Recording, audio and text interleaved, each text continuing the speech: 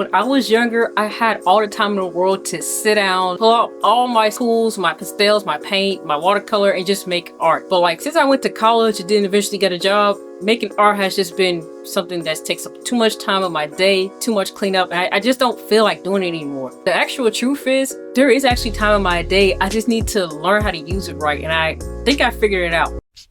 Fortunately, I grew up in a time where being on my phone and doom scrolling for a living wasn't even something to think of. I didn't have access to it. But there's my time right there. So the first thing that I do is I put my phone away and I set a timer. I actually came up with this idea because of another TikToker named Nikki Paints.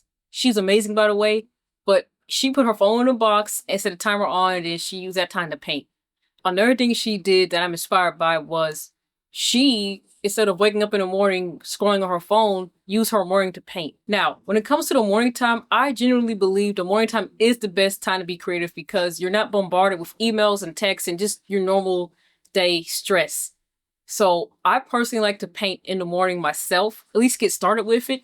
And that's another thing. Getting started is always the hardest part. When I get started with my painting, the thought of pulling out this big old mat, pulling out my easel and all these canvases and paint, getting my hands messed up, is not fun anymore.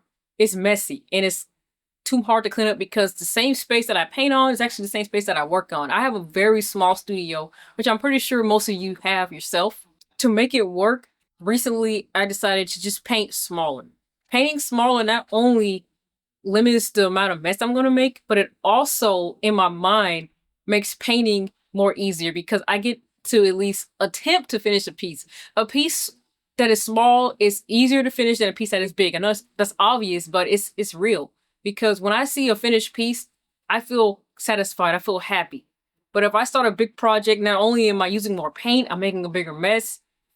It's probably not going to be finished because I have to take a break, put it away, and I'm not going to get back to it.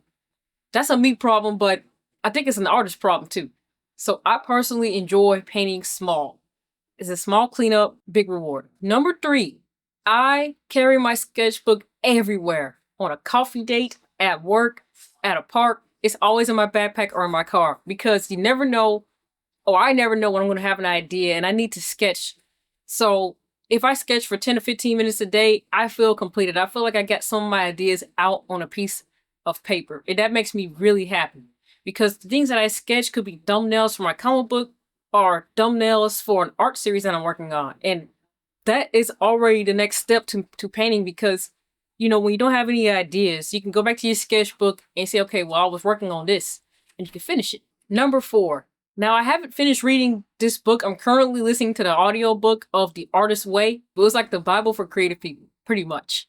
I appreciate how spiritual it is. I'm a very spiritual person, so I appreciate how spiritual it is. But in general, one of the things in that book is creating 10 minutes a day.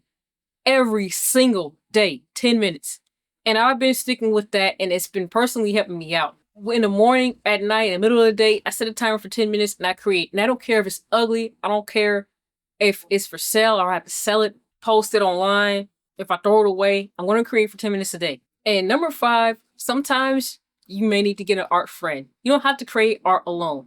Even if it's an online friend where you share your process, if it's a small community, or if it's just a friend, you go to their house and you paint.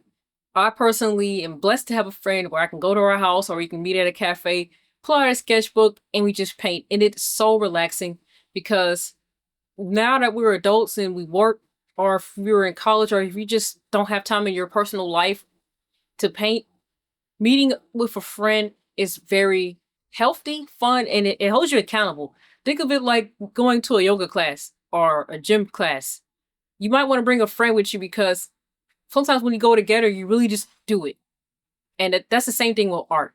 So if you don't have a community, I actually created my own community. It's my snail mail club where every month I give you a print to collect and a print to sketch on. So if you're not really an artistic person or you don't know what to sketch, I'm already giving you the blueprint. You can take the sketch and you can paint on it. It's on high quality watercolor paper and I give you a step-by-step guide. So if you don't really know how to paint or you don't know what colors you want to use, don't worry. I already did the thinking for you. And the membership is only $8 a month. You can check link in the description if you want to join. When life gets busy, I don't want my art to pay the price. If you found any of these tips helpful or you enjoyed this video, please give me a like and subscribe. I love sharing the behind the scenes process of visual art and storytelling. It's me.